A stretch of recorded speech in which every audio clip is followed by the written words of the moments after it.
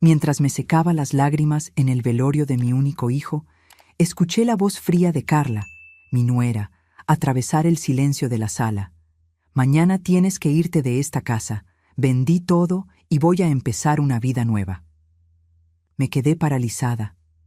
Aún había personas firmando el libro de condolencias, y aún así ella escogió ese momento, el último adiós a mi hijo Tomás, para apuñalarme con esas palabras crueles.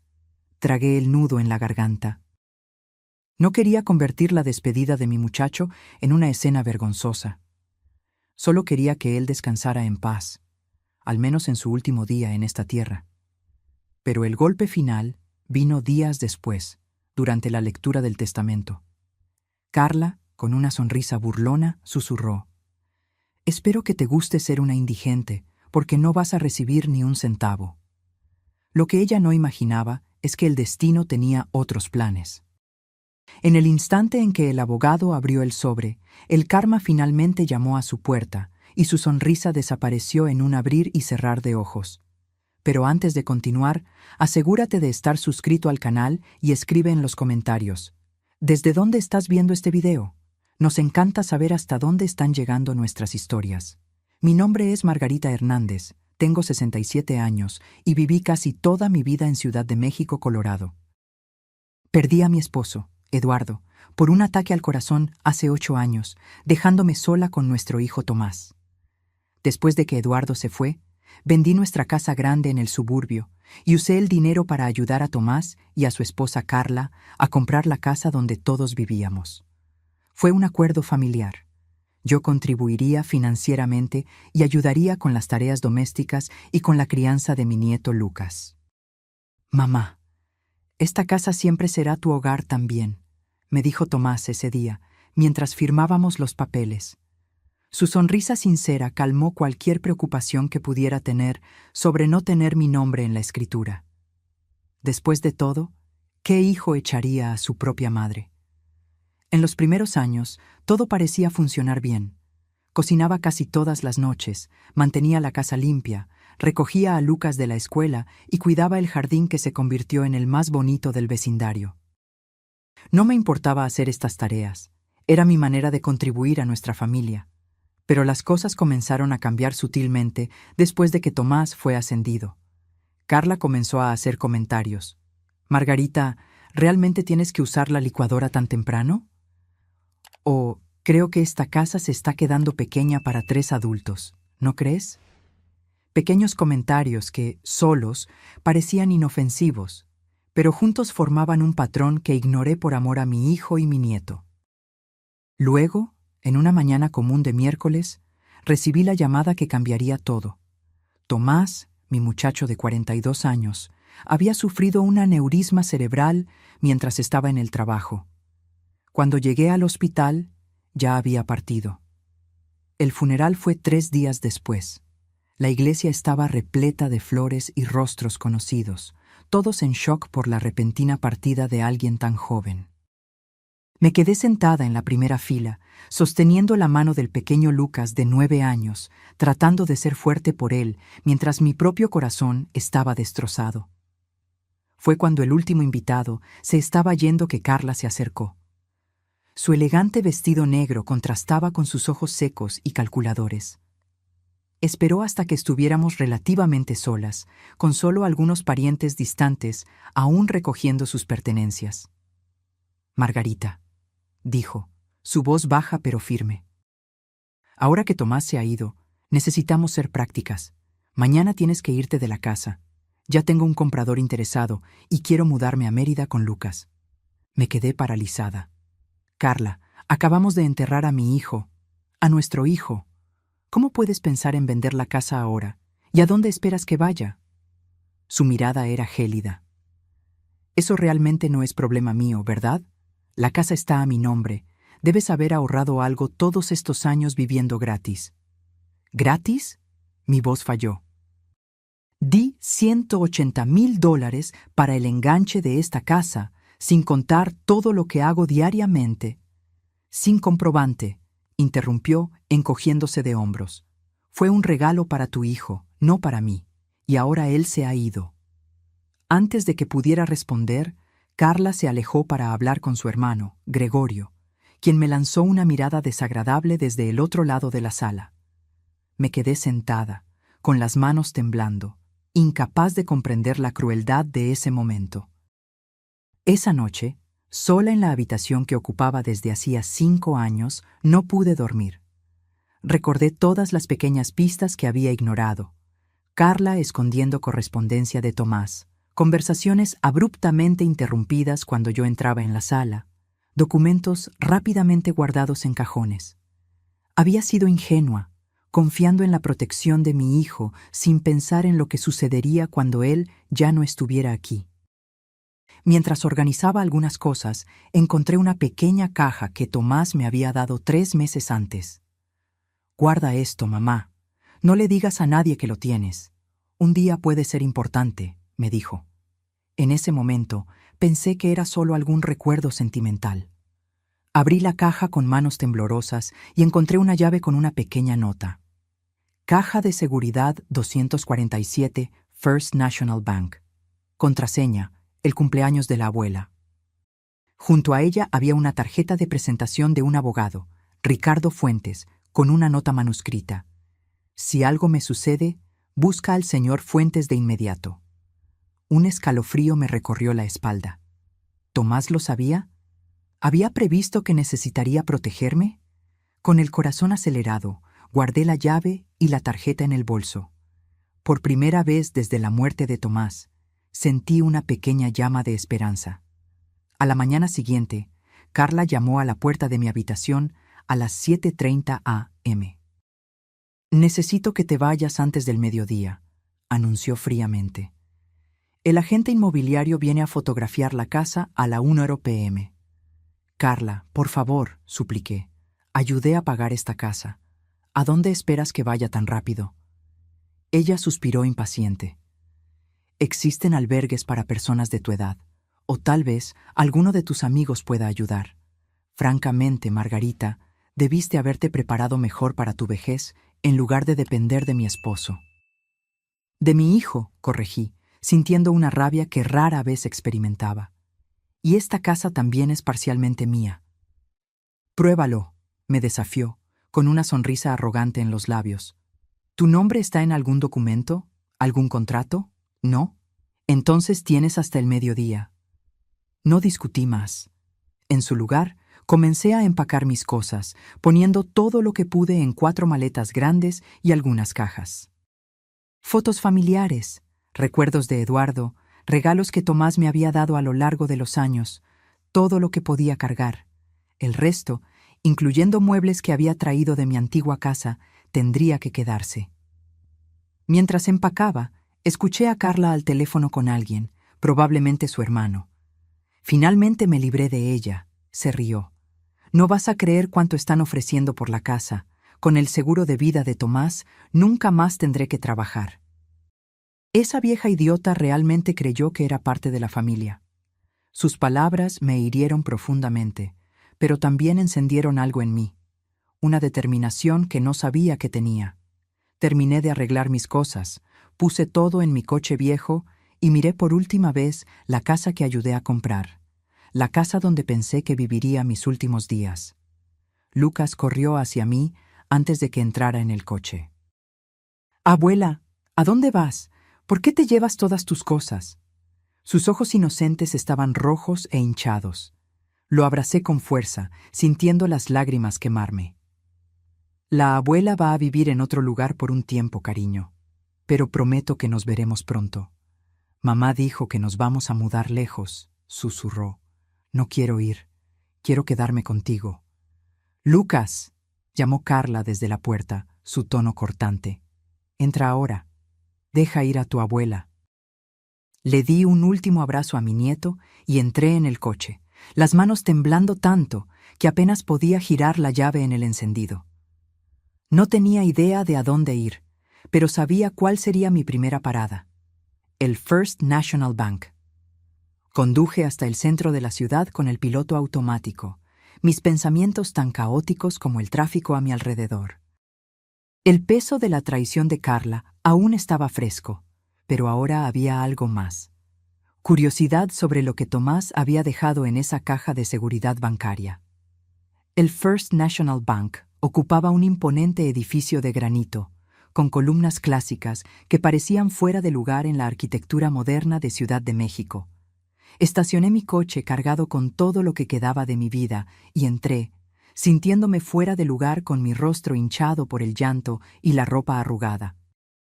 «Buenos días», dije a la recepcionista, tratando de sonar más confiada de lo que me sentía. «Necesito acceder a una caja de seguridad». Después de verificar mi identidad y la llave, un guardia de seguridad me condujo a la sala de las cajas. La atmósfera fría e impersonal del lugar contrastaba con el torbellino de emociones dentro de mí. Mis manos temblaban al insertar la llave en la caja 247, girándola junto con la contraseña. El cumpleaños de mi madre, como Tomás había indicado. La caja se abrió con un clic metálico. Dentro había una carpeta negra, un sobre marrón y una pequeña caja de madera. Mi corazón se aceleró mientras retiraba el contenido y lo llevaba a una sala privada designada para clientes. Abrí primero el sobre. Dentro encontré una carta manuscrita de Tomás. «Querida mamá, si estás leyendo esto es porque mis sospechas eran ciertas. Sé que parece una locura, pero en los últimos meses comencé a desconfiar de las intenciones de Carla. Encontré conversaciones de ella con Gregorio, discutiendo planes para deshacerse de ti y vender la casa tan pronto como pudieran. También descubrí que ha estado desviando dinero de nuestra cuenta conjunta a una cuenta secreta. Mamá, lo siento mucho. Debí haber confrontado a Carla, pero quería tener pruebas concretas antes. Mientras investigaba, me di cuenta de que necesitaba protegerte en caso de que algo me sucediera. En la carpeta negra encontrarás documentos importantes. Un contrato firmado entre nosotros dos reconociendo tu contribución financiera a la compra de la casa, extractos bancarios que comprueban la transferencia y un documento legal que garantiza tu derecho de residencia vitalicio, independientemente de lo que me suceda. Todo debidamente notariado. En la caja de madera hay una memoria USB con correos electrónicos, mensajes de texto y grabaciones de conversaciones entre Carla y Gregorio que prueban sus intenciones. También incluí una copia de mi testamento actualizado, dejándote mi parte de la casa y la mitad de todos mis bienes. Comunícate con Ricardo Fuentes de inmediato. Él es mi abogado y amigo de confianza y tiene todas las instrucciones para ayudarte. Te amo mucho, mamá. Siempre cuidaste de mí y ahora es mi turno de cuidar de ti. Con amor, Tomás. Leí la carta 3 veces, las lágrimas cayendo libremente sobre el papel. Mi Tomás, mi muchacho, se había dado cuenta de todo y había preparado silenciosamente una red de seguridad para mí. En medio del dolor de la pérdida, sentí una ola de amor por él más fuerte que nunca. Con las manos aún temblorosas, abrí la carpeta negra. Como Tomás había descrito, allí estaban todos los documentos. El contrato que detallaba mi contribución financiera, recibos bancarios y, lo más importante, un documento legal que garantizaba mi derecho a vivir en la casa por el resto de mi vida. Todo firmado, fechado y notariado hacía solo 3 meses. La caja de madera contenía una memoria USB y una copia del testamento de Tomás. No tenía forma de verificar el contenido de la memoria USB allí, pero el testamento era claro. Tomás me dejaba su parte de la casa y la mitad de todos sus bienes, incluyendo su seguro de vida. La otra mitad se colocaría en un fondo fiduciario para Lucas, accesible solo cuando cumpliera 25 años. Carla no lo sabía, pero acababa de cometer un gran error al echarme. Con una nueva determinación, guardé todo de vuelta en el bolso y tomé mi celular. La tarjeta del abogado Ricardo Fuentes aún estaba en mi cartera. Marqué el número, sorprendida al ser atendida directamente por él después de mencionar mi nombre. «Señora Hernández», su voz era cálida y profesional. Estaba esperando su llamada. Tomás me avisó que esto podría suceder. ¿Podemos vernos hoy mismo? 2 horas después, estaba sentada en el elegante despacho de Ricardo Fuentes en el Centro Financiero de Ciudad de México. Era un hombre de mediana edad, con cabello canoso y ojos amables detrás de gafas de montura fina. Tomás era más que un cliente, era mi amigo, explicó Ricardo mientras examinaba los documentos que yo había traído. Vino a verme hace unos 4 meses, muy preocupado. Dijo que había descubierto algo inquietante sobre su esposa. ¿Qué descubrió exactamente?, pregunté. Ricardo dudó brevemente. Tomás encontró correos electrónicos entre Carla y su hermano discutiendo planes para un futuro sin usted en la casa. También descubrió transferencias bancarias sospechosas. Estaba investigando discretamente, reuniendo pruebas. Y él sospechaba que Carla podría... Mi voz se quebró, incapaz de completar la frase. Tomás nunca mencionó explícitamente temer por su vida, respondió Ricardo cautelosamente. Pero ciertamente estaba lo suficientemente preocupado como para tomar medidas preventivas extraordinarias. Ricardo conectó la memoria USB a su computadora y pasamos la siguiente hora revisando su contenido. Había docenas de correos electrónicos entre Carla y Gregorio, algunos datados de más de 2 años atrás, discutiendo cómo sería más fácil si yo no estuviera en la casa, cómo Carla estaba cansada de tener a una vieja entrometida controlando su vida. Pero lo más chocante fueron los mensajes recientes. Después de que nos deshagamos de ella, podemos vender la casa y repartir el dinero. Tomás nunca necesita saber cuánto obtuvimos realmente. Carla a Gregorio, 3 meses antes. ¿Recuerdas a ese médico que conociste? ¿Podría ayudar con el pequeño problema del seguro de vida? 5 años es mucho tiempo para esperar. Gregorio a Carla, 2 meses antes. Sentí un escalofrío al darme cuenta de las implicaciones. ¿Estarían hablando de lastimar a Tomás? ¿Sería posible? ¿Esto es suficiente para una investigación?, le pregunté a Ricardo, mi boca repentinamente seca. Es circunstancial, pero definitivamente preocupante, respondió con expresión grave. Voy a reenviárselo a un colega que trabaja con casos criminales. Mientras tanto, tenemos un problema más inmediato que resolver: recuperar su casa. Ricardo tecleó rápidamente en su computadora e imprimió varios documentos. Esta es una advertencia formal de cese y desista que enviaré a Carla hoy mismo, informándole sobre sus derechos legales en la propiedad y exigiendo acceso inmediato. También preparé una solicitud de orden de restricción de emergencia para impedir cualquier venta de la casa hasta que el tribunal pueda revisar el caso. Firmé donde él indicó, sintiendo una extraña mezcla de gratitud hacia Tomás por haberme protegido y tristeza por no poder agradecérselo. Una última cosa, dijo Ricardo, abriendo un cajón y sacando un sobre. Tomás me dejó esto, para entregárselo en caso de que algo le sucediera. Abrí el sobre con cuidado. Dentro había una llave de una casa nueva y una tarjeta de débito con una nota. Mi apartamento en el centro. Lo uso para clientes ocasionalmente, pero siempre está listo. La contraseña de la tarjeta es el cumpleaños de Lucas. Tienes suficiente para que empieces de nuevo si lo necesitas. Te amo, mamá. Las lágrimas volvieron con toda su fuerza. Incluso en medio de sus propias sospechas y preocupaciones, Tomás había pensado en todo para protegerme. Él sabía. Susurré. De alguna manera, sabía que necesitaría protegerme. Ricardo asintió solemnemente.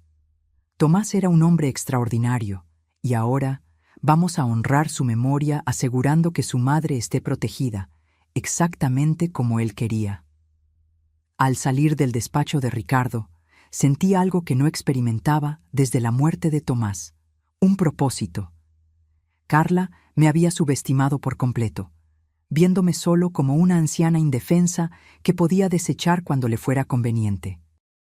Conduje hasta la dirección del apartamento de Tomás en el centro de la ciudad, un elegante edificio con seguridad en la entrada.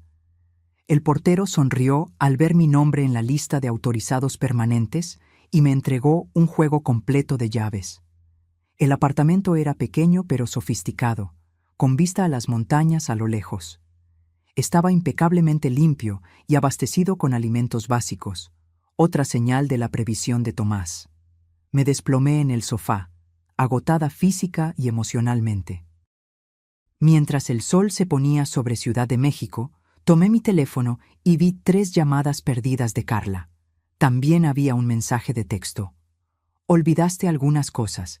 Las donaré a caridad mañana si no vienes por ellas. Por cierto, ¿dónde estás? Necesito tu nueva dirección para los documentos del seguro. Sonreí amargamente. Carla no estaba preocupada por mí. Quería saber dónde estaba para asegurarse de recibir el dinero del seguro rápidamente. Lo que ella no sabía es que ahora yo tenía todas las cartas en la mano. En lugar de responder, llamé a Ricardo. Creo que es hora de convocar a una reunión, dije, con una firmeza en la voz que me sorprendió. Me gustaría ver la expresión de Carla cuando descubra que su plan perfecto acaba de desmoronarse. 3 días pasaron desde que Carla me echó de la casa que ayudé a comprar. 3 días en los que me adapté al apartamento de Tomás en el centro de la ciudad, un refugio que él previsiblemente había preparado. 3 días planeando el momento en que recuperaría no solo mi dignidad, sino también la justicia para mi hijo. Ricardo Fuentes organizó todo meticulosamente. La reunión sería en su despacho a las 10:01 a.m. Carla recibió una notificación formal solicitando su presencia para discutir asuntos urgentes relativos al patrimonio de Tomás Hernández. Ella no sabía que yo estaría allí, ni imaginaba lo que estaba por venir. Esa mañana me vestí con cuidado, un traje sastre azul marino conservador que había comprado años atrás para la boda de Tomás. Quería parecer respetable, serena y sobre todo en control. No más la suegra sumisa que podía ser desechada como un mueble viejo. Llegué al despacho de Ricardo 30 minutos antes de la hora acordada. Él me recibió con una sonrisa alentadora. ¿Está lista para esto, Margarita?, preguntó, ofreciéndome una taza de té. Más que lista, respondí, sorprendida por mi propia convicción. Es hora de que Carla entienda que subestimó no solo a mí, sino también a Tomás. A las 10:05 a.m., la recepcionista anunció la llegada de Carla. Ricardo me condujo a una sala de conferencias adyacente donde podría escuchar todo sin ser vista inicialmente, una pequeña ventaja táctica que él sugirió. A través de la puerta entreabierta, vi a Carla entrar en el despacho principal. Estaba impecablemente vestida con un vestido negro ajustado, el cabello perfectamente arreglado, la imagen de la viuda elegante de luto. A su lado estaba su hermano, Gregorio, alto y de expresión arrogante. Ambos llevaban carpetas y exudaban confianza. «Señor Fuentes», Carla extendió la mano, su voz suavemente modulada en un tono de tristeza estudiada. «Gracias por recibirnos en un momento tan difícil. Él es mi hermano Gregorio, quien me está ayudando con los asuntos de Tomás». Ricardo asintió formalmente.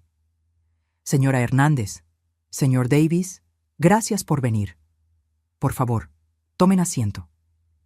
Carla cruzó las piernas elegantemente. Debo decir que me confundió un poco su carta. Pensé que todos los asuntos del patrimonio serían manejados por el abogado de la empresa de Tomás. En realidad, Ricardo comenzó abriendo una carpeta. Soy el abogado personal de Tomás desde hace más de 5 años. Él me confió varios asuntos confidenciales, incluyendo su testamento más reciente. Carla parpadeó, momentáneamente desconcertada. ¿Testamento más reciente?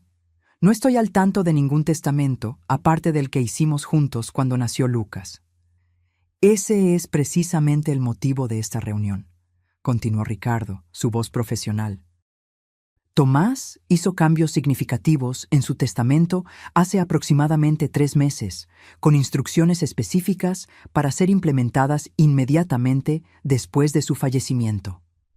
Gregorio se inclinó hacia adelante, su tono agresivo. ¿Qué tipo de cambios?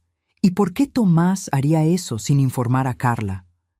Ricardo ignoró la segunda pregunta. Los cambios se refieren principalmente a la distribución de bienes y a la residencia compartida. Pero antes de entrar en detalles, hay alguien que Tomás quería que participara en esta discusión. Esa fue mi señal. Respiré hondo y entré en la sala. El rostro de Carla se transformó instantáneamente. El shock y luego la rabia apenas contenida cruzaron sus facciones antes de que lograra recomponer su máscara de civismo. ¿Margarita? Forzó una sonrisa tensa.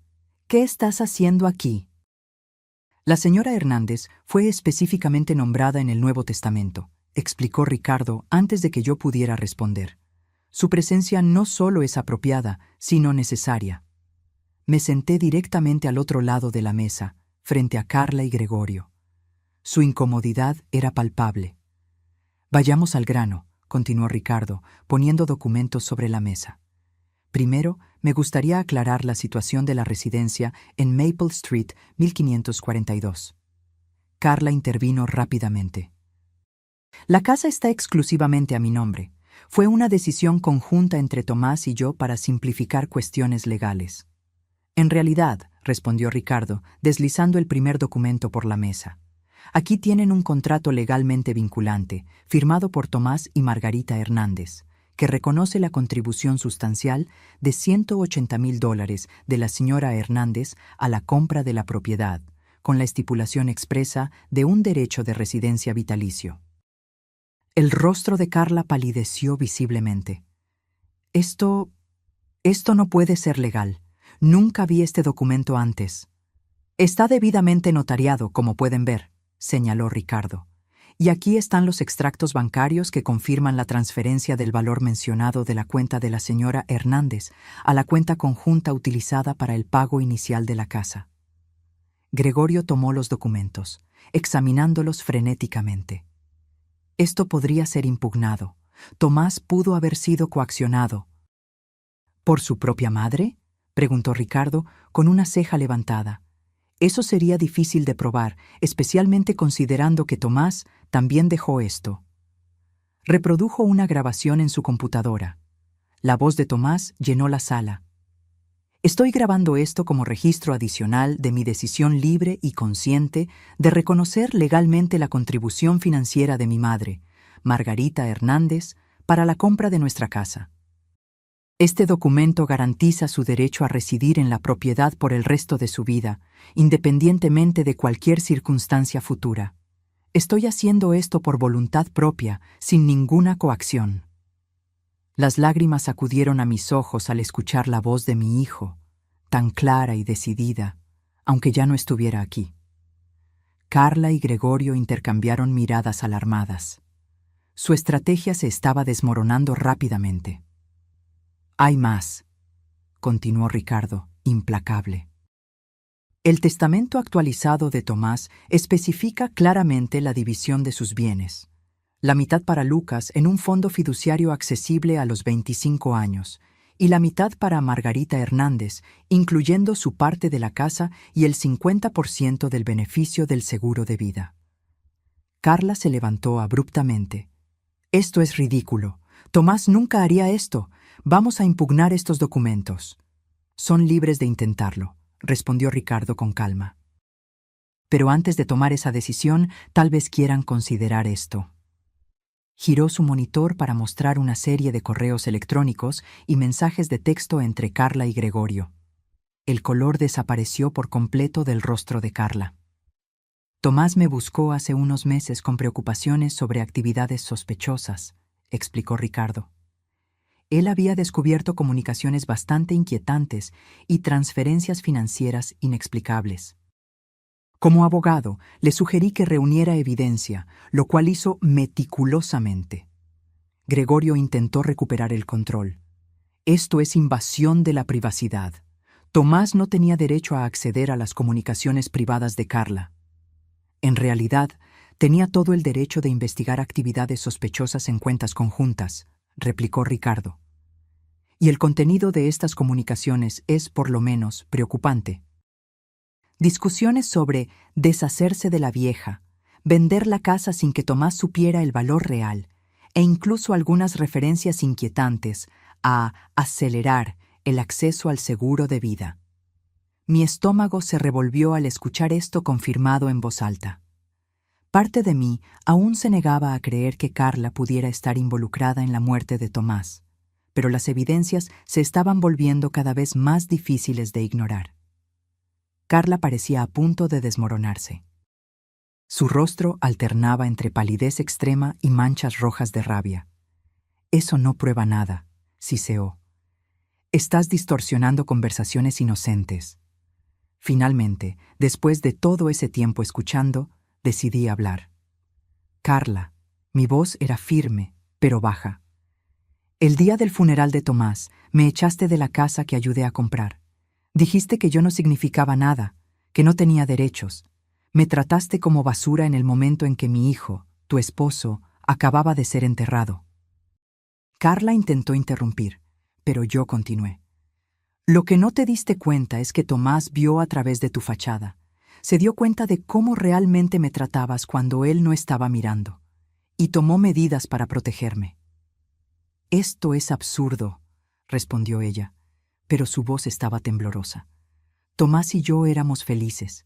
Él confiaba en mí implícitamente».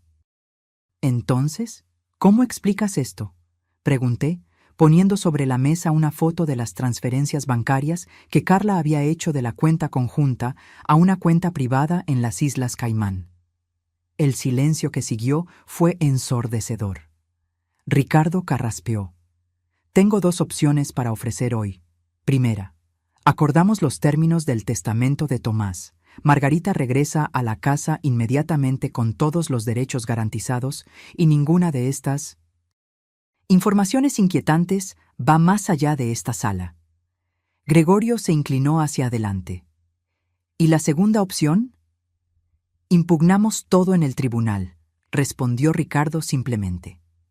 «Cada correo electrónico, cada transferencia, cada palabra maliciosa sobre Margarita se convierte en registro público. Y, por supuesto, las autoridades relevantes serían informadas sobre ciertas coincidencias relacionadas con el repentino fallecimiento de Tomás». Carla parecía estar sofocándose. «¿Me estás acusando de algo?». «No estoy acusando a nadie de nada», respondió Ricardo suavemente. «Simplemente estoy señalando que Tomás estaba lo suficientemente preocupado como para tomar precauciones extraordinarias. El tribunal puede sacar sus propias conclusiones». El reloj en la pared parecía tronar en el silencio que siguió. Finalmente, Carla habló, su voz derrotada. «¿Qué quieres exactamente, Margarita?». La miré directamente a los ojos. «Quiero exactamente lo que Tomás quería para mí.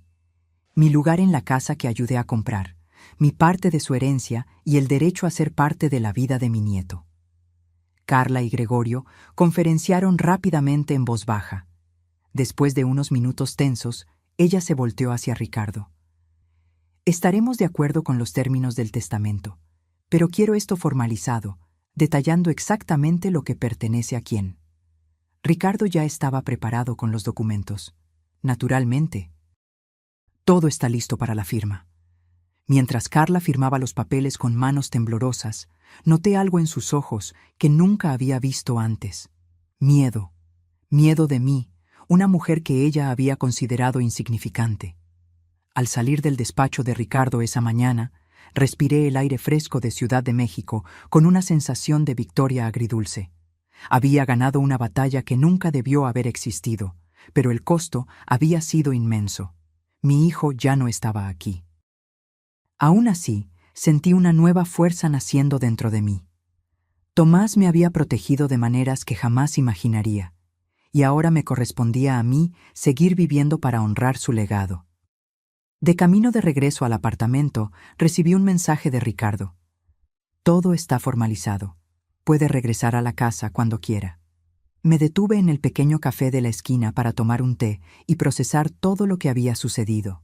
El sol de otoño entraba por las ventanas, proyectando un brillo dorado sobre las mesas. Estaba exhausta, pero por primera vez desde la muerte de Tomás no me sentía impotente. La decisión de regresar a la casa no era simple. Por un lado, era mi derecho, y quería estar cerca de los recuerdos de Tomás y tener acceso fácil a Lucas. Por otro lado, la idea de compartir espacio con Carla después de todo lo que había sucedido parecía insoportable. Decidí que regresaría, pero en mis propios términos. Esta ya no sería una situación en la que me sentiría una intrusa en mi propia casa. Carla tendría que entender que las cosas habían cambiado para siempre. Cuando llegué a la casa en Maple Street esa tarde, encontré a Carla en la sala de estar con maletas parcialmente hechas. Se congeló al verme entrar con mis propias llaves. Regresé, anuncié simplemente. Carla asintió rígidamente. Ricardo me llamó. Puedes quedarte con la habitación de invitados de nuevo. No, respondí con firmeza. Me quedaré en la habitación principal. Su rostro se endureció. Es mi habitación. Era la habitación de Tomás también, respondí. Y según los términos del acuerdo, tengo derecho a la mitad de la casa. La habitación principal es parte de eso. Antes de que pudiera responder, Lucas bajó corriendo las escaleras y prácticamente se arrojó a mis brazos. «¡Abuela, regresaste!», exclamó, su pequeño cuerpo temblando de emoción. «Mamá dijo que te habías ido a vivir a otro lugar para siempre». Lo abracé con fuerza, mirando por encima de su cabeza a Carla, quien tuvo la decencia de parecer avergonzada. «Estoy de vuelta, mi amor», le susurré a Lucas, «y no me iré a ninguna parte». Esa noche fue tensa, con Carla y yo navegando por un nuevo y extraño territorio. Cociné la cena como siempre lo hacía, pero el silencio en la mesa era opresivo. Lucas intentó llenar los espacios con historias de la escuela, pero incluso él sentía la tensión en el aire. Después de la cena, mientras recogía la cocina, Carla se acercó, con los brazos cruzados defensivamente. «Necesitamos establecer algunas reglas», comenzó. Puse el último plato en el escurridor y me volteé para enfrentarla. «Sí, lo necesitamos. Primera regla, nunca más nos mentimos. Segunda, Lucas es la prioridad. Tercera, esta es mi casa tanto como tuya, y espero ser tratada con respeto». Carla pareció sorprendida por mi asertividad, pero asintió lentamente. «Justo. También quiero agregar que necesitamos privacidad. Áreas separadas, horarios separados para usar espacios comunes». «De acuerdo», respondí. «Y Lucas tendrá tiempo garantizado con nosotras dos». Una expresión extraña cruzó el rostro de Carla.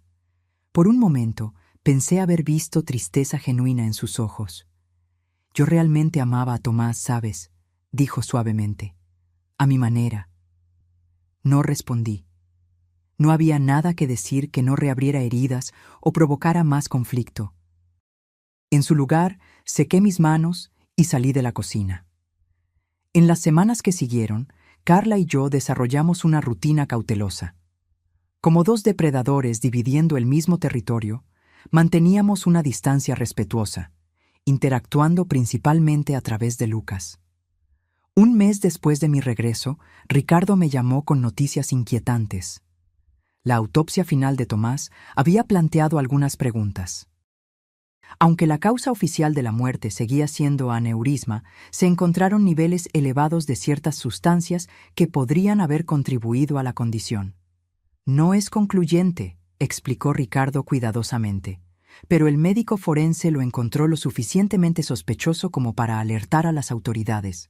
«Están considerando abrir una investigación». Sentí un nudo en el estómago. Parte de mí aún se negaba a creer que Carla pudiera haber ido tan lejos. Una cosa era planear deshacerse de mí. Otra completamente diferente era lastimar a Tomás. Esa noche no pude dormir. Me quedé acostada mirando el techo, pensando en todas las pequeñas cosas que había notado pero ignorado en los últimos meses de la vida de Tomás. Parecía más cansado. Tenía dolores de cabeza frecuentes. A veces parecía confundido. Todos síntomas que atribuimos al estrés del trabajo. Al día siguiente, noté a Carla al teléfono en el jardín trasero, hablando en voz baja y urgente. Cuando me vio por la ventana, colgó rápidamente y entró, el rostro una máscara de compostura. «Margarita estaba pensando», dijo con una casualidad forzada. «Tal vez deberíamos vender la casa después de todo. Dividir el dinero y seguir caminos separados.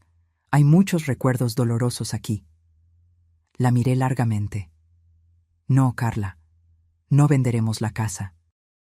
Tomás quería que Lucas creciera aquí, y eso es lo que va a suceder.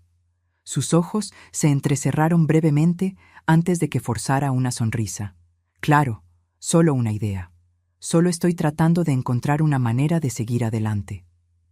Esa tarde, recibí una llamada del detective García del Departamento de Policía de Ciudad de México, solicitando una reunión para discutir las circunstancias del fallecimiento de Tomás Hernández. Acepté de inmediato. El detective era un hombre de mediana edad con ojos perspicaces que parecían notarlo todo. Nos reunimos en una cafetería cercana, lejos de casa y de Carla. Señora Hernández, estamos investigando algunas inconsistencias relacionadas con la muerte de su hijo, explicó después de las presentaciones. ¿Notó algún cambio en su comportamiento o salud en los meses anteriores? Le conté sobre el cansancio, los dolores de cabeza, los momentos de confusión. ¿Y qué hay de la señora Carla Hernández? ¿Cómo era su relación? Dudé. A pesar de todo, acusar a mi nuera de asesinato era un paso extremadamente serio. En la superficie parecían estar bien, respondí cuidadosamente. Pero Tomás había descubierto algunas irregularidades financieras en los meses antes de su muerte. Estaba investigando discretamente. El detective tomó notas. Estamos al tanto de esas transferencias. También descubrimos que la señora Carla Hernández aumentó significativamente el seguro de vida de Tomás hace unos 6 meses, sin su conocimiento aparente. Sentí un nudo en el estómago. Yo no sabía eso. También estamos investigando una conexión entre su hermano, Gregorio Davis, y un médico que recientemente perdió su licencia por prácticas cuestionables, continuó. Este médico pudo haber suministrado sustancias que, administradas en pequeñas dosis a lo largo del tiempo, podrían provocar síntomas similares a los que usted describió y eventualmente llevar a un aneurisma. Mi mundo pareció desmoronarse de nuevo. La posibilidad de que Tomás hubiera sido envenenado lentamente, justo bajo mi nariz, era insoportable. ¿Qué sucede ahora?, pregunté, mi voz casi un susurro. Continuamos investigando, respondió el detective. Y le sugiero que sea extremadamente cautelosa en casa, señora Hernández. No mencione esta conversación a Carla. 2 días después, mientras Carla estaba en el trabajo y Lucas en la escuela, hice algo que nunca imaginé hacer. Busqué en su escritorio en casa, revisando cajones y armarios en busca de... Ni siquiera yo sabía exactamente qué. En el fondo de un cajón de archivos encontré una carpeta marcada como Seguro T. Dentro estaba la póliza de seguro de vida de Tomás, alterada 6 meses antes a $2 millones, con Carla como única beneficiaria. Junto a ella había notas detalladas de depósitos y retiros y un nombre, Dr. Martín Robles. Con manos temblorosas, fotografié todos los documentos con mi celular y puse todo de vuelta exactamente como lo encontré. Luego envié las imágenes al detective García y a Ricardo. La respuesta fue casi inmediata. 1 hora después, recibí una llamada del detective. Señora Hernández, no vaya a casa hoy. Ejecutaremos una orden de registro en la residencia esta tarde.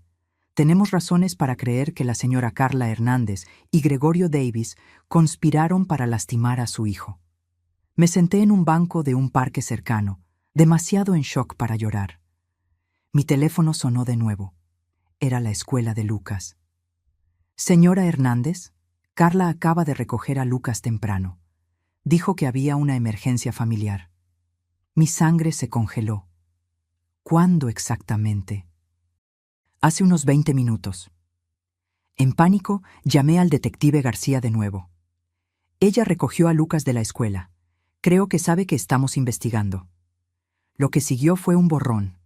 Una orden de búsqueda expedida de inmediato. Todas las salidas de la ciudad monitoreadas, cuentas bancarias congeladas. La policía encontró la casa vacía, pero el pasaporte de Carla todavía estaba allí, lo que significaba que probablemente no había salido del país.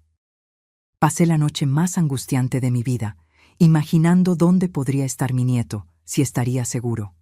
Carla nunca había mostrado crueldad hacia Lucas, pero ahora dudaba de todo lo que creía saber sobre ella.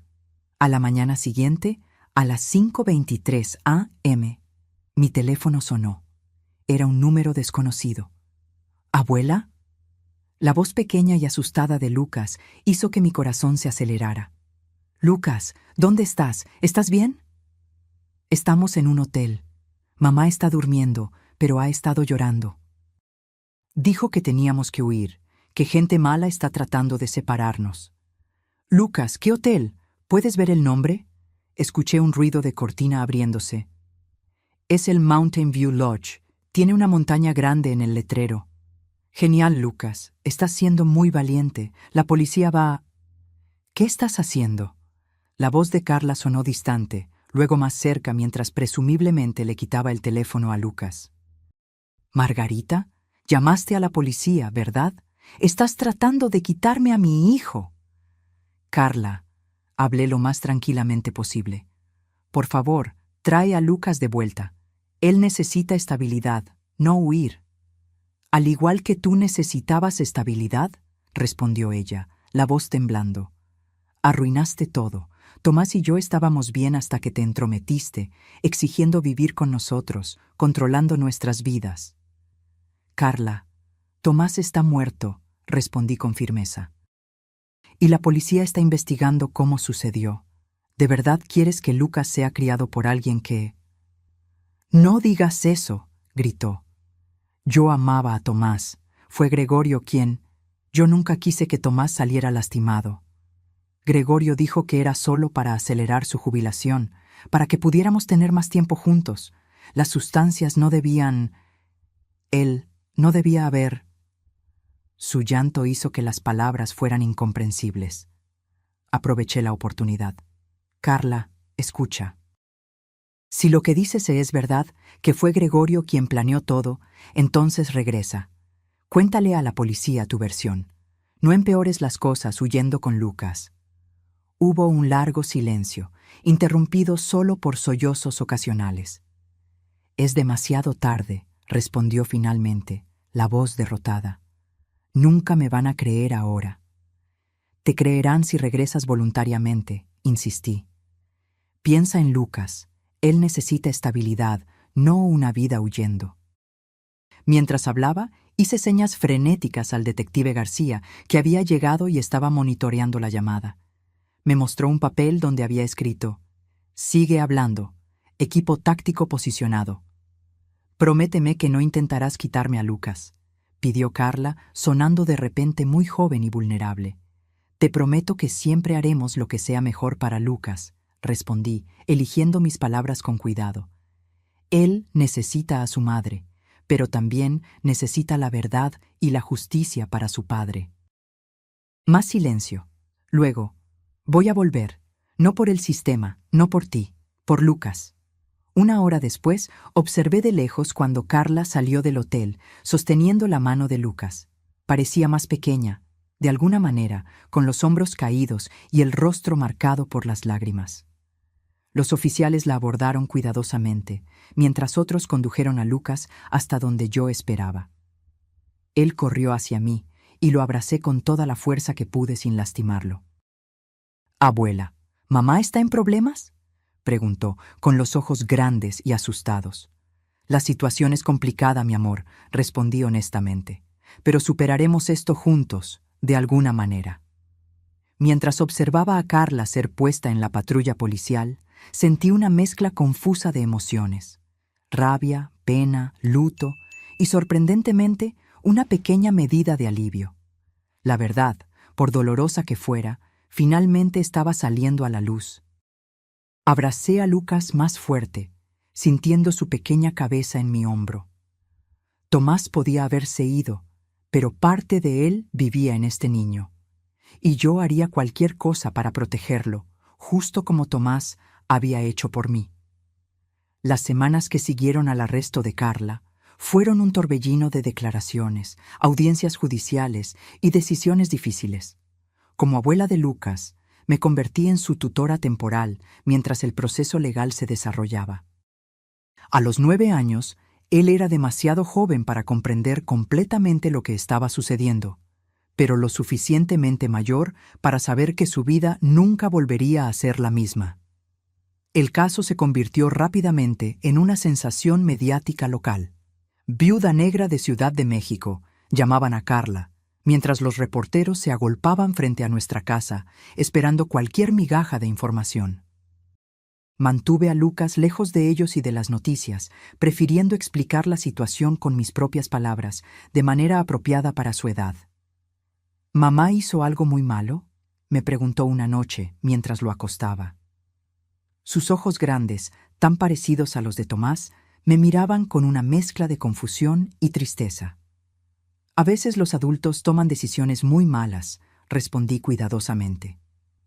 Y luego tienen que enfrentar las consecuencias de esas decisiones.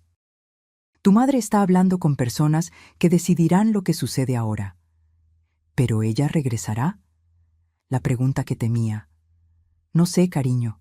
Puede que pase mucho tiempo hasta que lo sepamos. La verdad era que Carla había aceptado testificar contra su hermano Gregorio a cambio de una pena reducida. Según su confesión, Gregorio había ideado el plan para matar a Tomás lentamente con sustancias que simularían un problema de salud natural. Carla admitió haber tenido conocimiento del plan y no haber hecho nada para impedirlo, pero insistió en que nunca había participado activamente en la administración de las sustancias. Esa parte había sido de Gregorio. El doctor Martín Robles, el médico que suministró las sustancias, también fue arrestado y aceptó cooperar. Su licencia ya había sido revocada por prácticas médicas cuestionables y enfrentaba graves acusaciones que podrían mantenerlo en prisión por el resto de su vida. Un día, unos 2 meses después del arresto de Carla, Ricardo me invitó a almorzar. Elegimos un pequeño restaurante italiano lejos de los medios y las miradas curiosas. ¿Cómo está Lucas?, preguntó después de que hicimos nuestros pedidos. Está teniendo días buenos y malos, respondí honestamente. Comenzó terapia la semana pasada. La terapeuta dice que está procesando el trauma de manera normal para su edad. Ricardo asintió, sus manos entrelazadas sobre la mesa. ¿Y usted, Margarita? ¿Cómo se está manteniendo? La pregunta me tomó por sorpresa. Estaba tan enfocada en cuidar de Lucas, en lidiar con abogados y la policía, que apenas había tenido tiempo para procesar mis propios sentimientos. Estoy funcionando, respondí finalmente. Es todo lo que puedo hacer por el momento. Sabe, Tomás estaría muy orgulloso de cómo está manejando todo esto, dijo Ricardo suavemente. Siempre hablaba de su fuerza. Sentí que se me formaban las lágrimas. No me siento fuerte. A veces siento que solo estoy fingiendo por Lucas. A veces, fingir fuerza es la propia definición de fuerza, sonrió Ricardo gentilmente. Pero la llamé aquí para discutir algo específico. El juicio de Gregorio está programado para comenzar en unas semanas. Carla ya llegó a un acuerdo y testificará en su contra. ¿Y?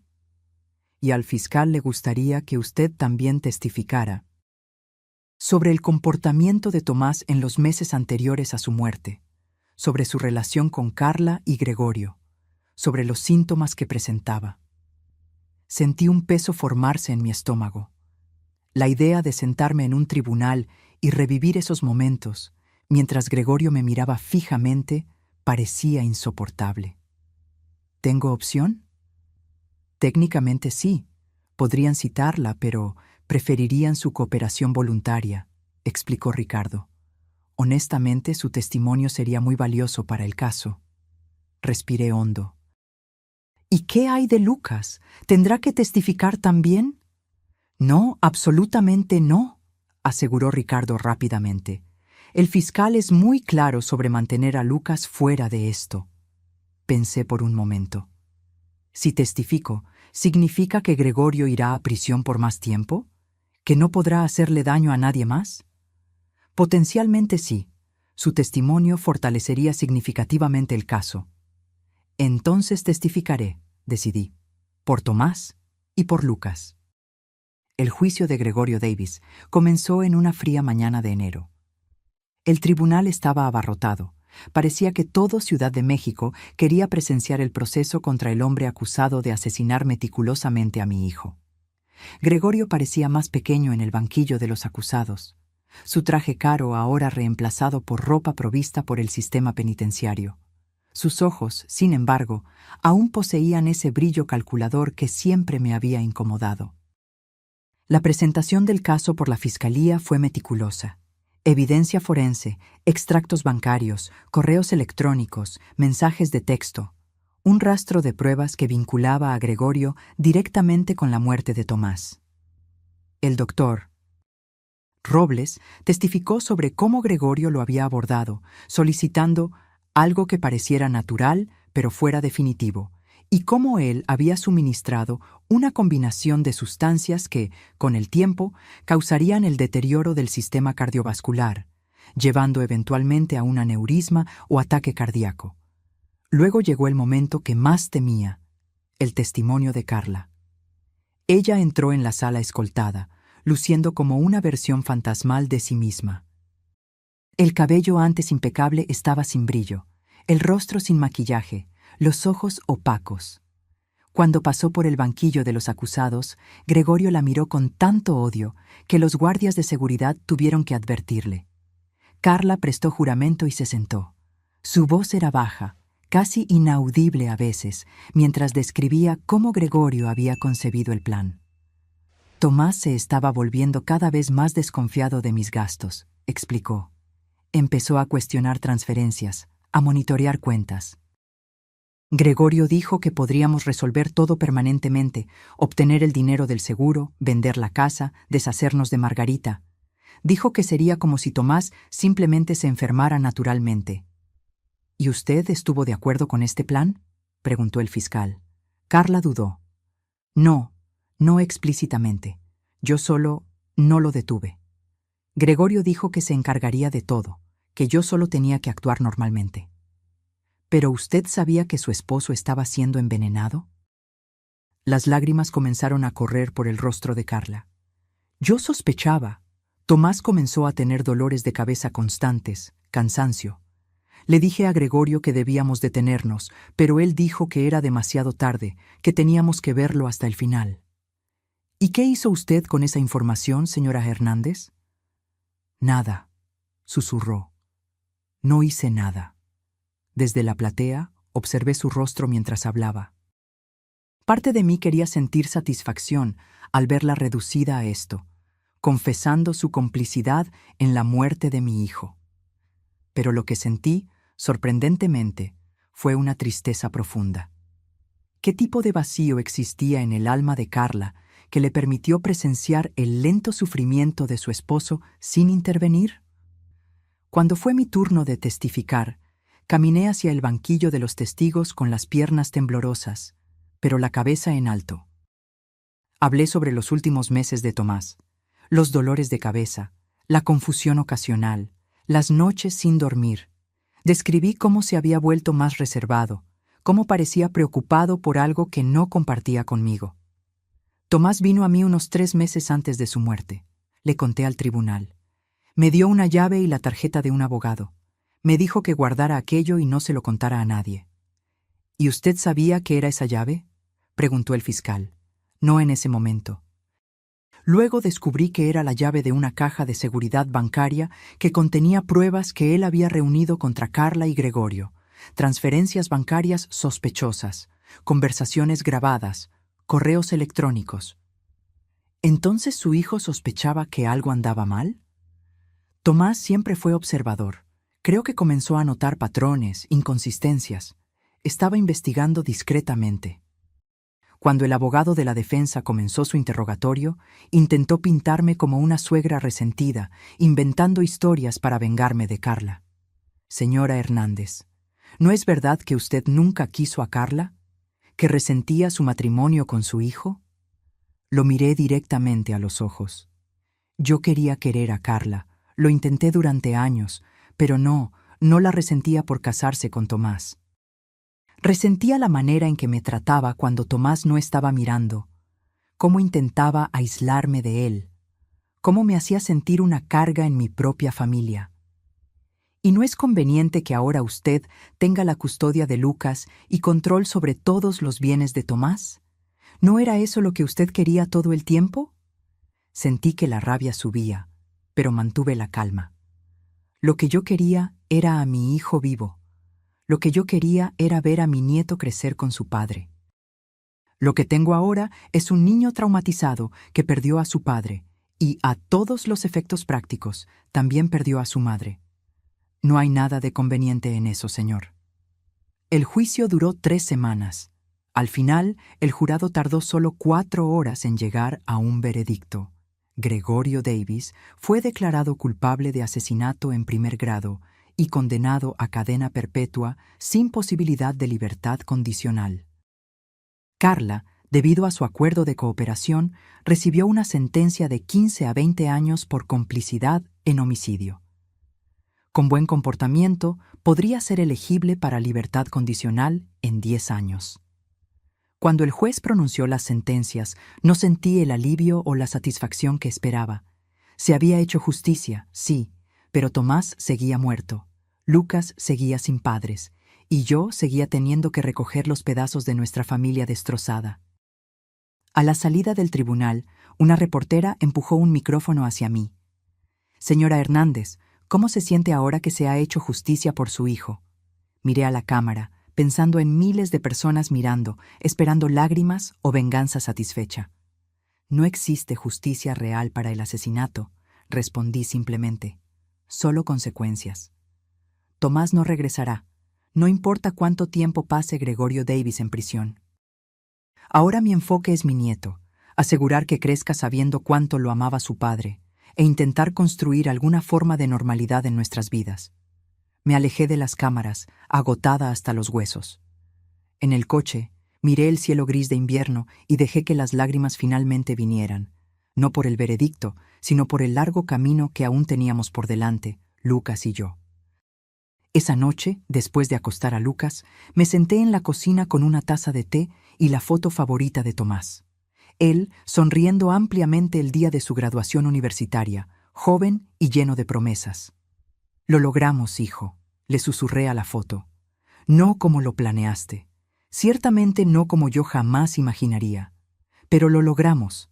Ahora voy a cuidar de tu muchacho, y juro que crecerá sabiendo qué clase de hombre era su padre». La casa estaba silenciosa, excepto por el tic-tac del reloj y el ocasional crujido de las viejas vigas. Nuestra casa, mía y de Lucas ahora. Un nuevo comienzo, construido sobre las cenizas de una tragedia. Mientras miraba alrededor de la cocina donde cociné miles de comidas, a la sala donde Tomás jugaba cuando era niño y más tarde se sentaba a ver partidos con Lucas, me di cuenta de que esta casa contenía más recuerdos buenos que malos. Y tal vez, con tiempo y esfuerzo, podríamos crear aún más. Por primera vez en muchos meses, me permití sentir una pequeña semilla de esperanza. No por la vida que perdimos, esa estaba irrevocablemente destruida, sino por la vida que aún podíamos construir, Lucas y yo juntos. La primavera llegó a Ciudad de México con una explosión de colores después del largo y gris invierno. Tulipanes y narcisos emergieron en el jardín delantero, plantados por Tomás años antes. Lucas y yo asumimos la tarea de renovar el jardín trasero, transformándolo en un espacio donde él pudiera jugar mientras yo observaba desde el porche.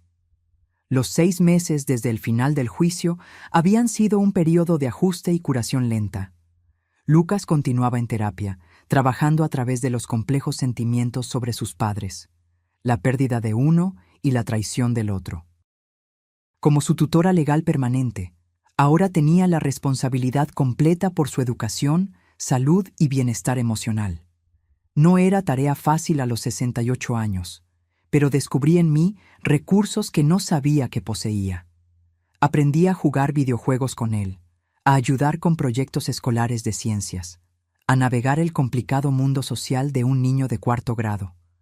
Las noches eran las más difíciles para él. Pesadillas frecuentes lo hacían despertar llorando, llamando a su padre. En una tarde de sábado, mientras plantábamos tomates cherry en el jardín, Lucas se detuvo de repente, la pequeña pala aún en la mano. «Abuela, ¿crees que deberíamos visitar a mamá?» La pregunta me tomó por sorpresa.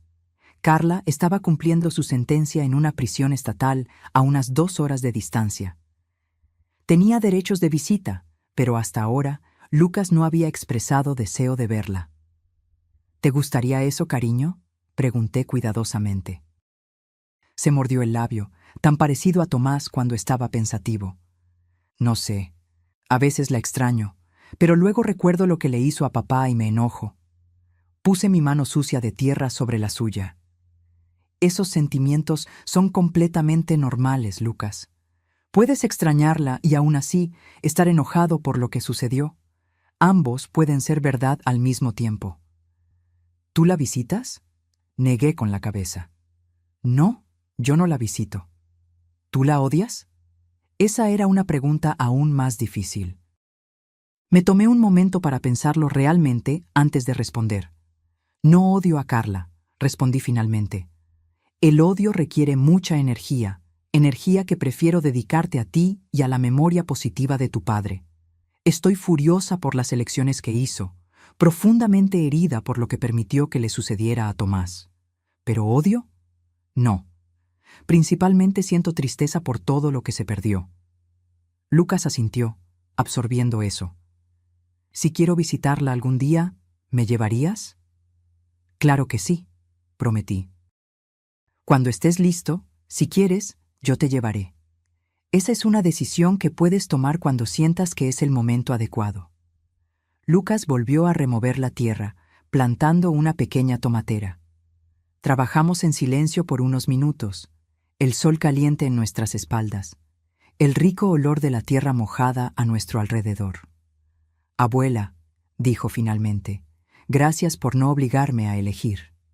Sentí un nudo en la garganta. Este niño de 9 años comprendía matices emocionales que muchos adultos jamás dominarían. «Nunca te obligaré a elegir, Lucas», respondí. «Puedes amar a tu padre, extrañar a tu madre y aún así vivir feliz conmigo. Todos esos sentimientos pueden existir al mismo tiempo». Por la noche, después de que Lucas durmió, me senté en el porche trasero con una taza de té de manzanilla. El cielo primaveral estaba salpicado de estrellas y el aire llevaba el perfume de las flores recién abiertas. Pensé en la conversación con Lucas y en cómo, lentamente, estábamos construyendo una nueva normalidad. Al día siguiente, recibí una llamada telefónica inesperada. Era Karen, la trabajadora social designada para seguir nuestro caso. «Señora Hernández, me gustaría programar una visita para esta semana. Hay algo que necesitamos discutir personalmente». El tono de su voz me alarmó. «¿Algún problema con la tutela de Lucas?». «No, no», se apresuró a decir. «La tutela está perfectamente segura. Es otro asunto relacionado con Carla». 2 tardes después, Karen estaba sentada en mi sala de estar, una carpeta gruesa sobre la mesa de centro entre nosotras. Lucas estaba en casa de un amigo para un proyecto escolar, así que teníamos privacidad. «Margarita», comenzó Karen, su tono profesional pero amable. «Carla ha presentado una solicitud formal para visitas supervisadas con Lucas». Sentí que el estómago se me hundía. ¿Ella tiene ese derecho? Legalmente sí. Como madre, incluso encarcelada, ella mantiene ciertos derechos parentales a menos que sean revocados específicamente por el tribunal, lo cual no sucedió en su caso. Respiré hondo. ¿Qué significa eso exactamente? Significa que el tribunal está considerando permitir visitas mensuales supervisadas en la prisión.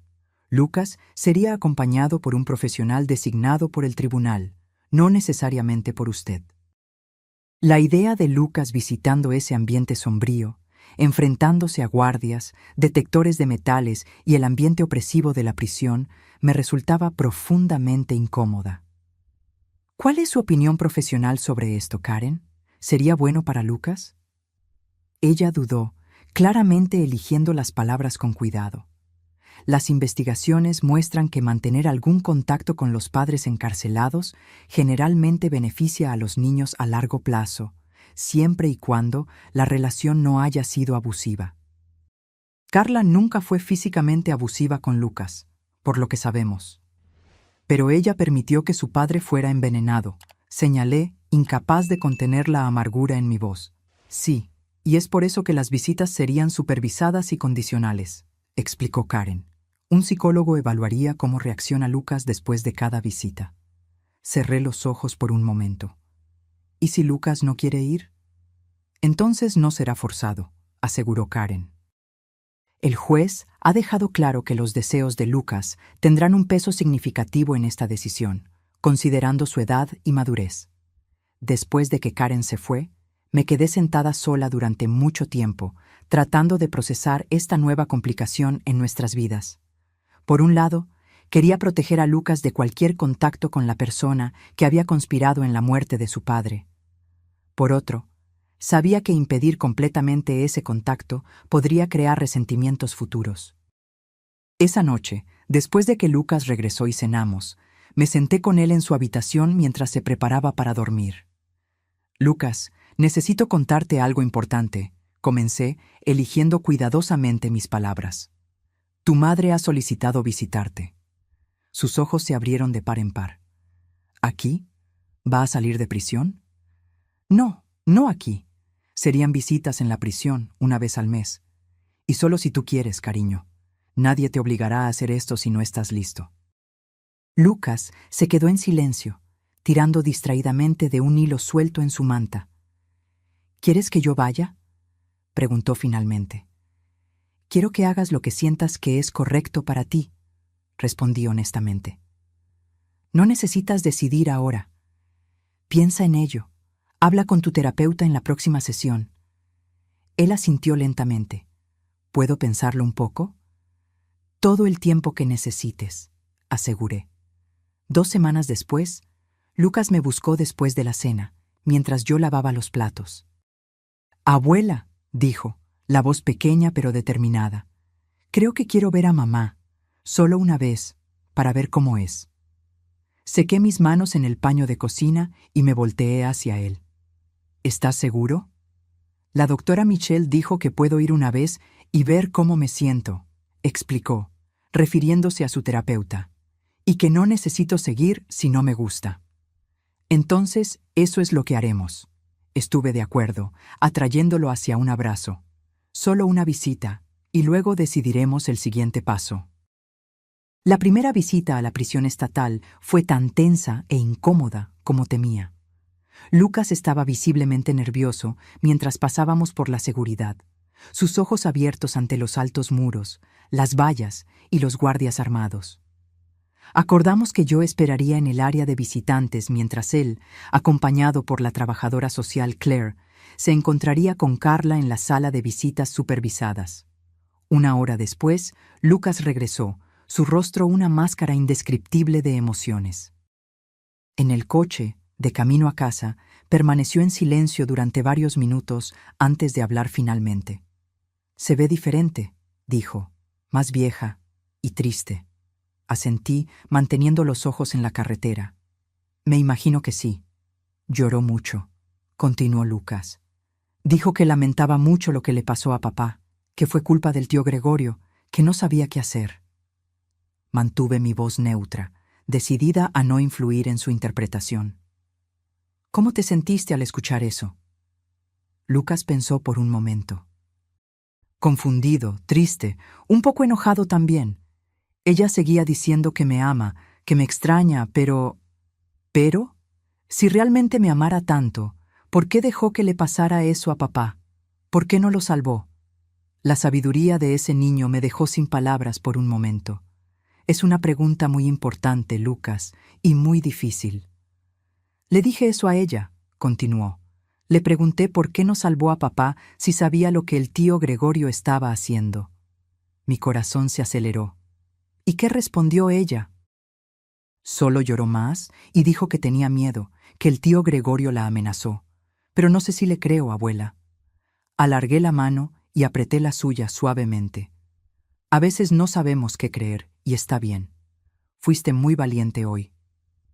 Quiero ir a casa ahora, dijo simplemente. A la semana siguiente, la terapeuta de Lucas nos llamó para una sesión conjunta. Explicó que Lucas estaba procesando sentimientos muy complejos sobre la visita. Está lidiando con un conflicto interno profundo, explicó la doctora. Michelle, por un lado, está el amor natural por su madre y el deseo de creerle. Por otro, está la creciente comprensión de la gravedad de lo que sucedió y el sentimiento de traición. ¿Qué podemos hacer para ayudarlo?, pregunté. Seguir haciendo exactamente lo que ha estado haciendo Margarita. Ofrecer un espacio seguro para expresar todos esos sentimientos sin juicio, sin presión para elegir bandos, y respetar cualquier decisión que tome sobre futuras visitas. Lucas decidió no visitar a Carla de nuevo en los meses siguientes. En su lugar, comenzaron a intercambiar cartas, una forma de comunicación que le daba a Lucas tiempo para procesar sus emociones y responder cuando se sintiera listo. Yo leía todas las cartas de Carla antes de entregárselas, para asegurar que el contenido fuera apropiado, pero nunca censuré nada ni leí las respuestas que él enviaba. El verano llegó con días largos y calurosos. Lucas se unió a un equipo de béisbol de la liga infantil, y pasé mis tardes viendo sus partidos, aplaudiendo cada batazo, ofreciendo consuelo después de cada derrota. Nuestro círculo social se expandió naturalmente.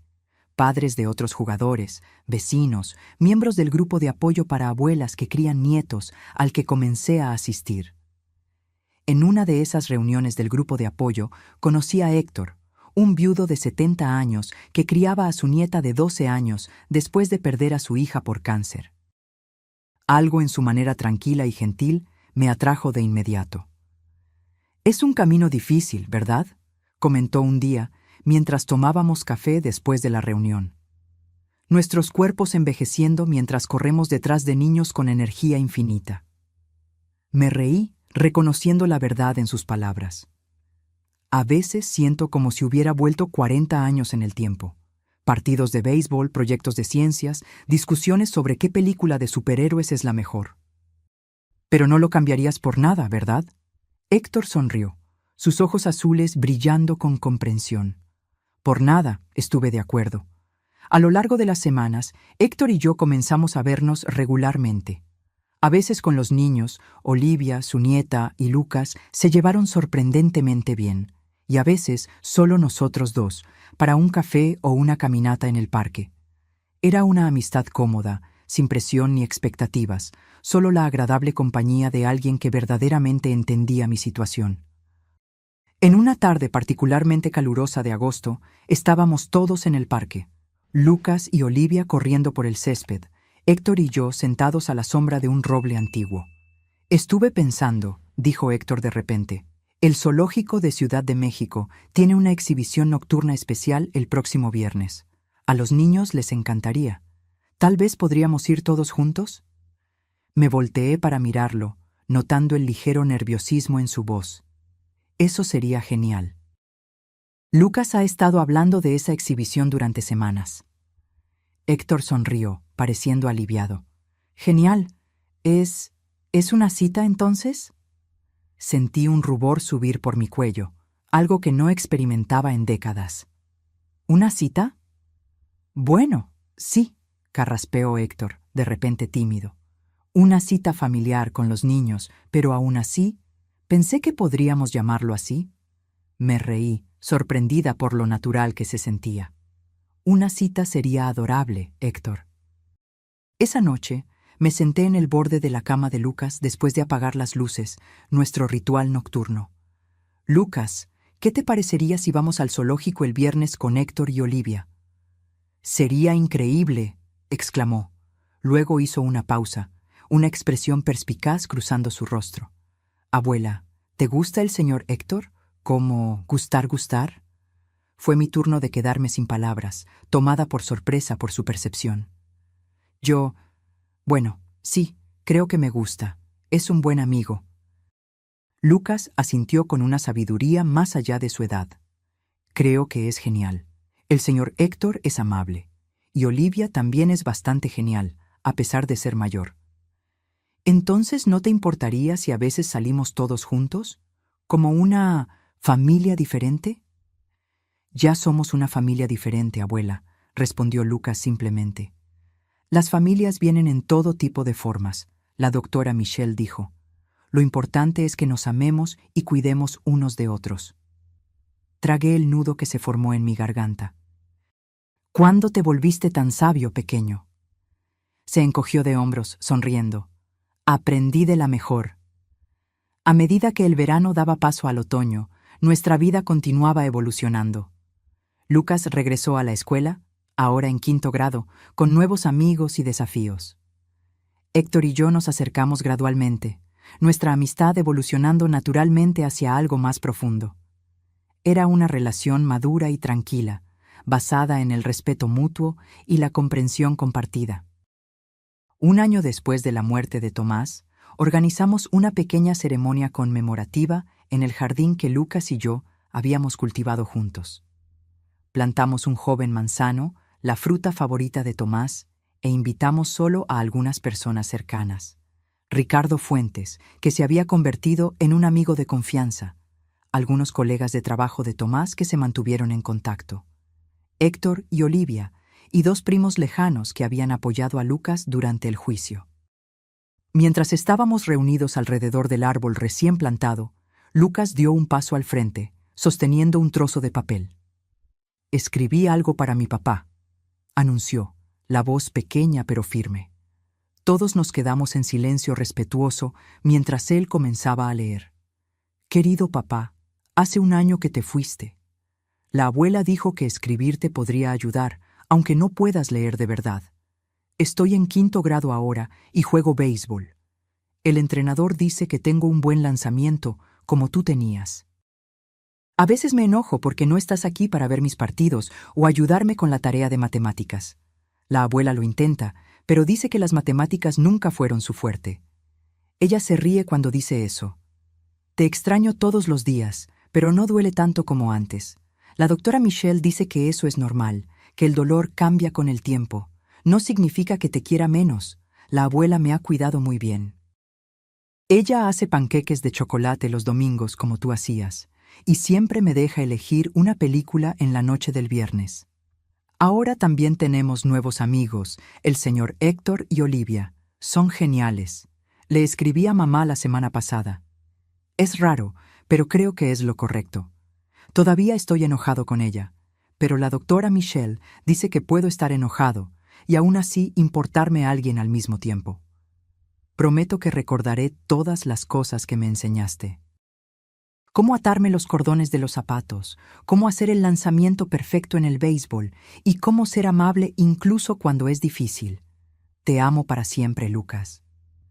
Cuando terminó de leer, no había un ojo seco en el jardín. Lucas dobló cuidadosamente el papel y lo puso en un pequeño agujero que había cavado cerca del árbol, cubriéndolo con tierra. Así papá siempre sabrá cómo estoy, explicó.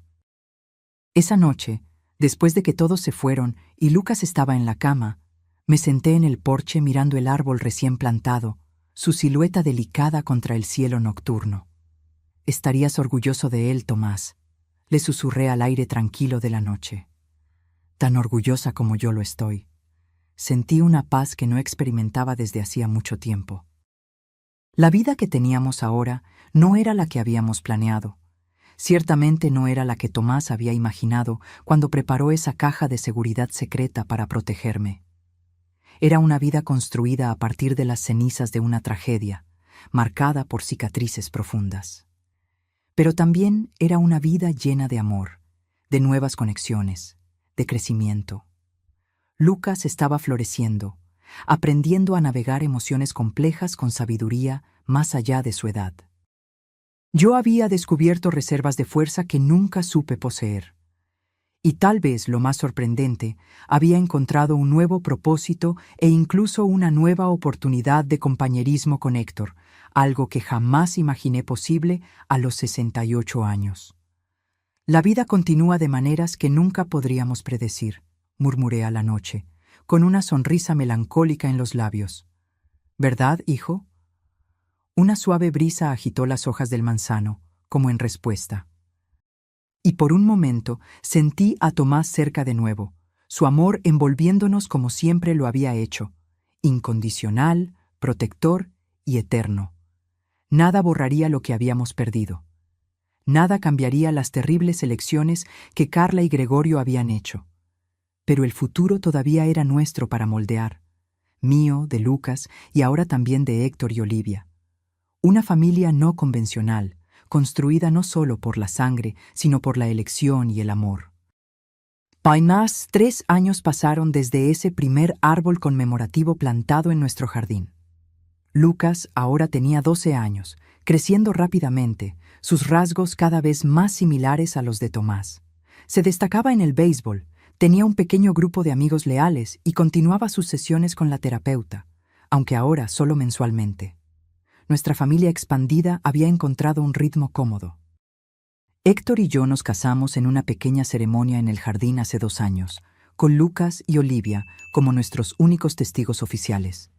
Decidimos mantener nuestras casas separadas, yo con Lucas, Héctor con Olivia. Pero pasábamos la mayoría de los fines de semana juntos, creando nuevas tradiciones familiares. Carla continuaba cumpliendo su sentencia, ahora en el 4º año de 15. Lucas había retomado las visitas ocasionales, aproximadamente cada 3 meses, siempre acompañado por un profesional designado por el tribunal. Las visitas eran difíciles, frecuentemente emocionales, pero Lucas insistía en querer mantenerlas. «Necesito entender», me explicó una vez. «No para perdonar, todavía no, sino para entender». En una hermosa mañana de sábado, el cartero entregó una carta dirigida a mí. El remitente me sorprendió.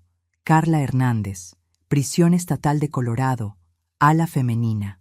En 3 años, Carla nunca había intentado contactarme directamente. Nuestra comunicación era estrictamente a través de los canales oficiales, relacionada exclusivamente con Lucas. Ver su nombre en el sobre me puso instantáneamente tensa. Héctor estaba conmigo cuando abrí la carta, su presencia reconfortante a mi lado. Margarita, escribo esta carta después de mucho tiempo de reflexión y varios intentos descartados. No hay palabras adecuadas para lo que necesito decir, pero lo intentaré de todos modos. Primero, nunca pedí su perdón porque sé que no lo merezco. Lo que le sucedió a Tomás, lo que permití que sucediera, es imperdonable. Vivo con ese conocimiento todos los días, a cada momento. Pero hoy no escribo sobre el perdón. Escribo para agradecer. Le agradezco por haberle dado a Lucas estabilidad y amor cuando yo destruí su mundo. Le agradezco por permitirle visitarme, por nunca hablar mal de mí con él. Lo sé por nuestras conversaciones, por dejarlo formar sus propias opiniones, incluso cuando sería más fácil para usted enseñarle a odiarme.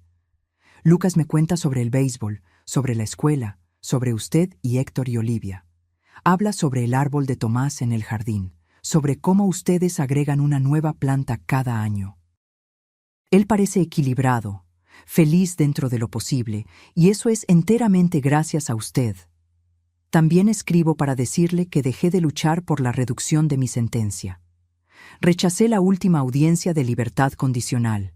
Cumpliré los 15 años completos. Es lo mínimo que puedo hacer. Finalmente, quiero que sepa que cuando salga de aquí, no interferiré en la vida que ustedes construyeron. Lucas tendrá 21 años entonces, un adulto, capaz de decidir qué relación quiere tener conmigo, si alguna. Respetaré plenamente esa decisión. Tomás tuvo razón en protegerla. Él siempre vio lo que yo me negué a ver. La fuerza y el corazón que usted tiene. No fui digna de ninguno de ustedes. Con respeto y gratitud, Carla. Cuando terminé de leer, me di cuenta de que estaba llorando. No eran lágrimas de tristeza, ni de rabia, sino algo más complejo, un reconocimiento del terrible peso que todos cargábamos y tal vez un pequeño alivio por esa tardía admisión. ¿Vas a responder?, preguntó Héctor gentilmente. No sé, respondí honestamente. Necesito pensar. Durante días llevé esa carta conmigo, releyéndola en los momentos tranquilos, tratando de entender mis propias emociones conflictivas. No había perdonado a Carla. Dudaba que algún día pudiera perdonarla completamente. Pero había algo en su carta que parecía genuino, un atisbo de la persona que tal vez pudo haber sido en otras circunstancias. Una semana después, me senté a la mesa de la cocina y comencé a escribir una respuesta. Carla, recibí su carta. Fue inesperada, pero agradezco su honestidad. No puedo ofrecerle perdón, no me corresponde darlo. Tomás era quien necesitaría perdonar y esa oportunidad le fue arrebatada. Pero reconozco su decisión de asumir total responsabilidad cumpliendo su sentencia completa. Es un paso en la dirección correcta. En cuanto a Lucas, continuaré haciendo lo que siempre he hecho, ponerlo a él primero. Esto significa permitirle mantener algún tipo de relación con usted, en la medida en que sea saludable para él. También significa protegerlo de cualquier daño adicional. Está creciendo para convertirse en un joven notable, amable, reflexivo, a veces profundamente sabio para su edad. Veo mucho de Tomás en él, no solo en la apariencia, sino en el carácter. Creo que, cuando llegue el momento, Lucas tomará sus propias decisiones sobre su futura relación con usted. No interferiré en esas decisiones, sean cuales sean. Margarita. Era una respuesta corta, sin efusión emocional, pero honesta. Sellé el sobre y lo puse en el correo al día siguiente. A medida que los años pasaban, Lucas seguía creciendo, transformándose de niño a adolescente. A los 15 años, era casi tan alto como Tomás había sido, con la misma sonrisa fácil, la misma risa contagiosa. Sus visitas a Carla se habían vuelto menos frecuentes, ahora solo 2 veces al año, pero mantenía correspondencia regular con ella. En una noche, después de regresar de una de esas visitas, Lucas se sentó conmigo en el porche, observando el jardín conmemorativo que habíamos expandido a lo largo de los años. El manzano original ahora producía sus primeras frutas, y a su alrededor crecían rosales, arbustos de lavanda y un pequeño banco de madera donde frecuentemente me sentaba a leer. «Abuela», comenzó Lucas, su voz ahora más profunda, una señal de la adolescencia en pleno apogeo. «Siempre quise preguntarte algo, pero nunca encontré el momento adecuado». «Puedes preguntar cualquier cosa», respondí, dejando a un lado el libro que estaba leyendo. ¿Crees que papá sabía lo que estaba pasando? ¿Sobre lo que el tío Gregorio y mamá estaban haciendo? La pregunta me tomó por sorpresa. En todos estos años, Lucas nunca había preguntado tan directamente sobre los detalles de la muerte de Tomás. Creo que él sospechaba que algo andaba mal, respondí cuidadosamente. Por eso tomó medidas para protegerme, para protegernos. Dejó la caja de seguridad con las pruebas, el apartamento, todo preparado. Lucas asintió lentamente. He estado pensando mucho en eso últimamente. Sobre cómo debe haberse sentido papá, sospechando pero sin estar seguro, imaginando si su propia esposa podría estar haciendo algo así. Debió haber sido insoportablemente difícil para él, estuve de acuerdo. ¿Sabes qué es extraño?, continuó Lucas. Mientras más viejo me hago, más difícil es recordar cosas específicas sobre él. Cómo sonaba exactamente su voz o cómo era cuando me abrazaba, pero al mismo tiempo siento que lo entiendo mejor ahora que cuando era niño. Alargué la mano y apreté su hombro. Creo que eso es natural. Nuestros recuerdos cambian, pero nuestra comprensión se profundiza. Y tienes mucho de él en ti, ¿sabías? No solo en la apariencia. Lucas sonrió, una sonrisa agridulce. Mamá dijo lo mismo hoy. Dijo que a veces le cuesta mirarme porque me parezco mucho a él. Nos quedamos en silencio por un momento, contemplando el jardín y las estrellas que comenzaban a aparecer en el cielo nocturno. ¿Sabes, abuela?, dijo Lucas finalmente. Creo que entiendo ahora por qué nunca intentaste que yo odiara a mamá, incluso después de todo lo que pasó. Sabías que yo necesitaría descubrir mis propios sentimientos al respecto. Los sentimientos complicados son parte de ser humano, respondí. Rabia, amor, decepción, anhelo, todos pueden coexistir al mismo tiempo. Nadie puede decirte cómo sentir, ni siquiera yo. La odio por lo que hizo, admitió Lucas, su voz baja. O al menos odio sus acciones, lo que permitió que sucediera, pero no puedo odiarla por completo. ¿Eso me convierte en una persona horrible? Eso te convierte en un ser humano, respondí firmemente. Y en un ser humano extraordinariamente compasivo, considerando todo. Lucas asintió, pareciendo encontrar algo de consuelo en mis palabras. Hay algo más que quería decirte. Decidí que quiero estudiar Derecho, como papá. Quiero ayudar a personas como nosotros, familias afectadas por crímenes. Mi corazón se llenó de orgullo. Tu padre estaría muy orgulloso de esa elección. ¿Crees?, preguntó, sonando de repente como el niño más joven que alguna vez fue. Estoy absolutamente segura, respondí. Más tarde esa noche, después de que Lucas subió a su habitación, me senté sola en el jardín, bajo la suave luz de la luna. Pensé en Tomás, en cómo había previsto la necesidad de protegerme, en cómo su amor continuaba guiando nuestras vidas tantos años después. Mira al hombre en el que se está convirtiendo tu hijo, le susurré al viento nocturno. Mira cómo transforma el dolor en propósito, cómo encuentra su camino a través de la oscuridad. Lo preparaste bien para esto, incluso en el poco tiempo que tuviste con él. En algún lugar, imaginé a Tomás sonriendo. Esa sonrisa gentil que Lucas había heredado. No porque creyera que él pudiera realmente escucharme, sino porque mantener viva su memoria de esa forma me daba fuerza. A los 74 años, yo había vivido más de lo que jamás imaginé. Perdí un esposo, luego un hijo, enfrenté traiciones inimaginables y dolores profundos, pero también encontré nuevos comienzos, un amor inesperado con Héctor, una familia expandida con Olivia y la alegría incomparable de ver a Lucas crecer y prosperar contra todo pronóstico. La vida rara vez sigue el camino que planeamos. A veces nos lleva por caminos oscuros y tortuosos, a través de tormentas que parecen interminables. Pero incluso en las circunstancias más sombrías, incluso cuando perdemos a quienes más amamos, siempre existe la posibilidad de encontrar luz de nuevo, si tenemos el coraje de seguir caminando. Tomás me enseñó eso con su último acto de amor, esa llave plateada y las pruebas cuidadosamente reunidas. Él sabía que yo encontraría una fuerza que ni sospechaba poseer. Él sabía que, incluso cuando todo parecía perdido, todavía había un camino por delante. Y él tenía razón. Ahora, si te gustó esta historia, haz clic en suscribirse y dime en los comentarios, ¿qué parte te dejó boquiabierto? Y no olvides hacerte miembro para tener acceso a videos exclusivos que no publico aquí. Te espero allí.